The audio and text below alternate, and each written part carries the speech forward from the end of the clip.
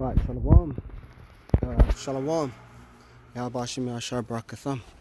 Giving all praises, all and glory unto Yahweh Hashem Yahshai Bahashem Rakakadash. Double honour to the elders and apostles of Great Most and rule well. Shalom to you, Arkim, that are teaching this word around the globe with faith and truth and sincerity. I'm the Brother Caleb from the GMS London Forecasters Camp, coming back with another lesson to help edify the Lord's elect. As always, I'd like to begin by saying that we are the real Hebrew Israelites. The real Israelites, you so-called Negroes, Latinos, Hispanics, Native Americans, West Indians and West Africans predominantly. However, you are going to get Israelites that do look like the other nations, because Israel as a people has been scattered amongst all people throughout our various captivities. But if your seed line by your forefathers goes back to the man in the Bible that was named Israel, then you too are an Israelite, no matter what you may look like, because Numbers chapter 1 and verse 18 states that your nationality is determined by the lineage of your forefathers. So I'm just making my way home, and I thought I'd do another walk and talk, just throw the camera on and speak out loud over some things I've been meditating on.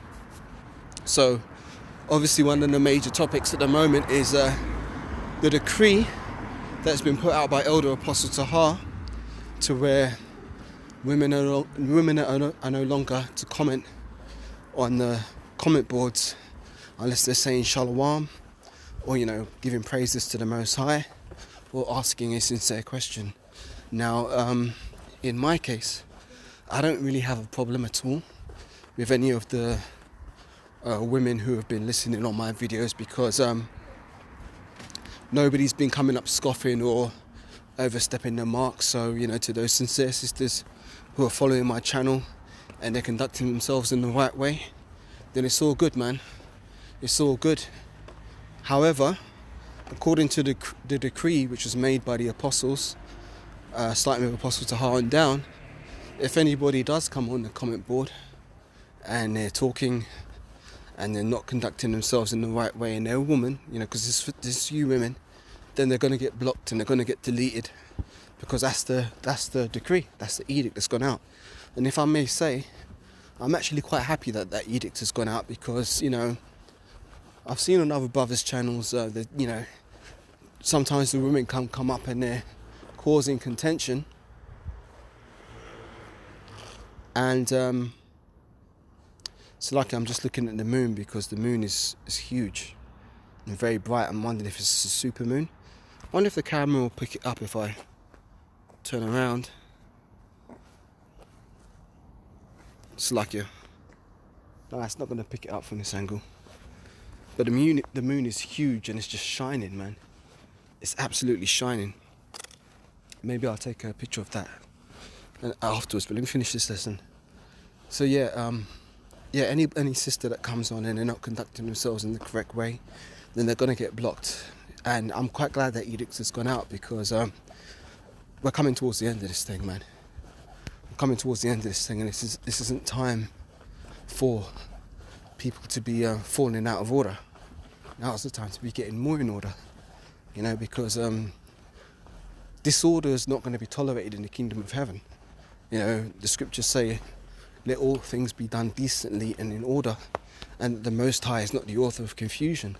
The scriptures also say that it is a shame for a woman to speak in a church. So when us brothers are doing this ministry, this is the church. So it's actually a shame for a woman to speak in the church, roughly paraphrasing. But I've got a precept here, because there are actually things that you women can do, and there are actually things that you women can teach. And the things that the women are supposed to be doing is teaching the other women how to be better women. So this is Titus, the 2nd chapter. I'll just read a bit of it. Titus 2, starting from verse 1. But speak those things which become sound doctrine, that the aged men be sober, grave, temperate, sound in faith, in charity, and in patience. And it says, the aged women likewise, that they be in behaviour as becometh holiness, right?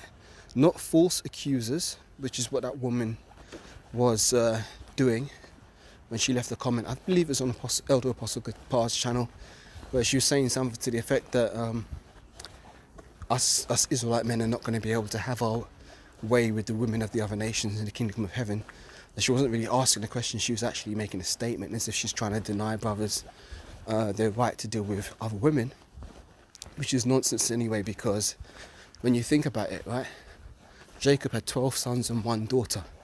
So where did the 12 sons get their wives from? Because they weren't Israelites, which proves that Israel has dealt with heathen women before, and there's been nothing wrong with it in the sight of in the sight of the Lord Yahweh.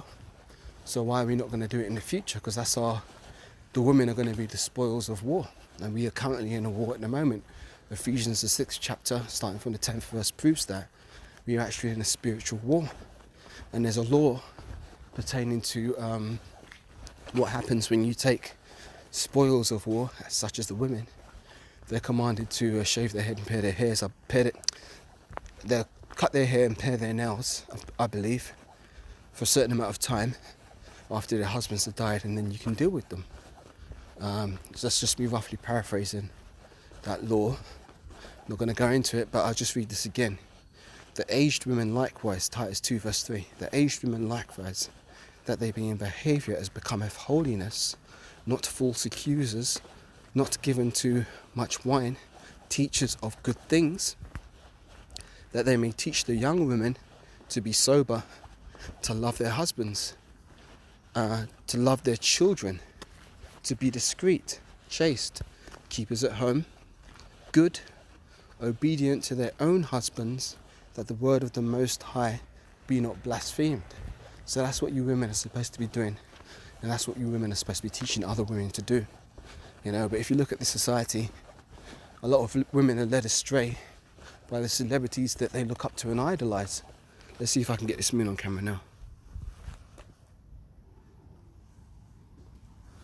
Nope, not showing up. There, so you can see it a little bit. That circular object there, I think. No, I'm going to have to let it go. I'll have to do another video of that maybe.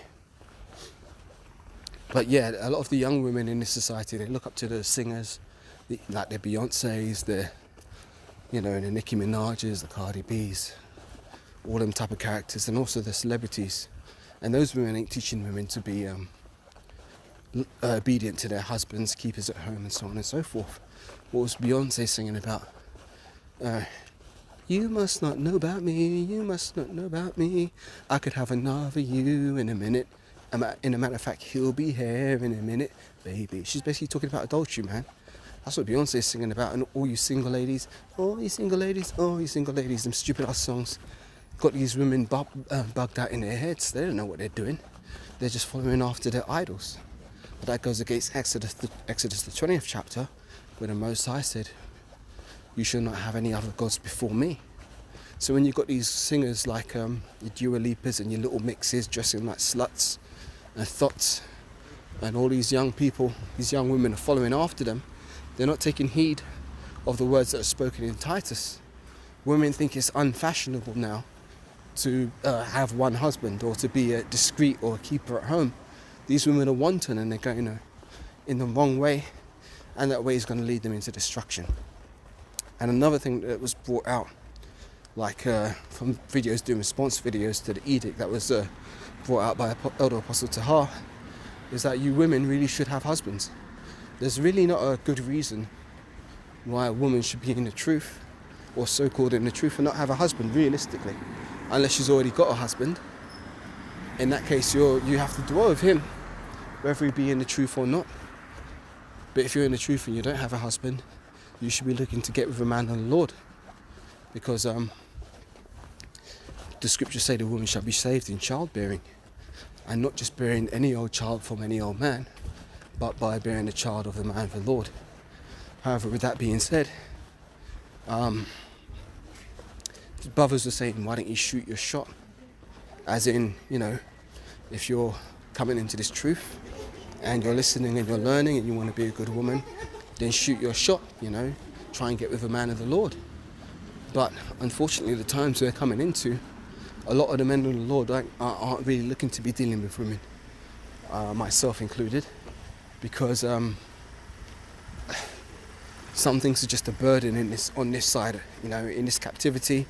And at this time, when the shit is so close to hitting the fan, personally, me, I don't see that this is being an appropriate time to be looking to start a family and have a nice house and all that kind of shit, because this society is about to be burnt up. It's pertaining to 2 Peter's the 3rd chapter.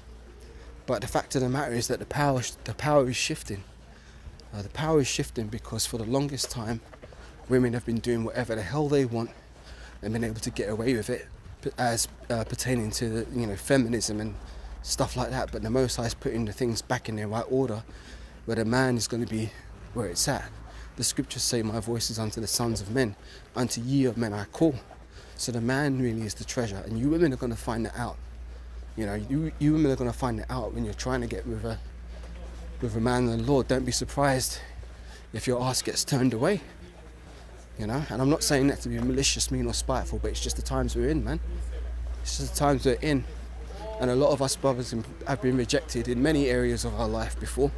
But the Most High is now putting his spirit back to where the Israelite man is going to be exalted. Because the Israelite woman has had her fun in the sun. Now it's time to pay the piper. And now, as Apostle Aramnob says, it's time for the Israelite man to get pampered. Because the Israelite man has been beaten down for too long. You know, we've been beaten down for too long, so now the Most High is giving us our shine back. And the rest of the people in the world are going to start to see that. Which is why it's going to fulfill prophecy such as Isaiah 4:1. I'll get that now. Might close out on this actually. Isaiah 4:1 says, "And in that day 7, meaning a complete number, and in that day 7 women shall take hold of one man, saying, we will eat our own bread and wear our own apparel. Only let us be called by thy name to take away our reproach." So those are the times we are coming into, and that's why it's beautiful to see Apostle Tahars making this edict, because it brings us closer to Isaiah 4:1. And these times are coming, man. These times are indeed coming, man. So there's no need for us Israelite men to stress out, man, or to be desperate or thirsty and looking to get a woman on this side, because in due time, all things are going to come to us in the end anyway.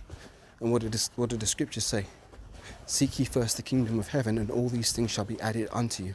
So just keep your eyes on the prize, keep getting down for your crown, and in due time the Most High will lift up your head and exalt you, and then the women will start flowing towards you. You don't even have to do anything. It's going to happen. It's prophecy. So yeah, just a quick lesson, man. With that, giving all praises, honor, and glory unto Yahweh, Hashem Yahushai, Bahashem Makakadash.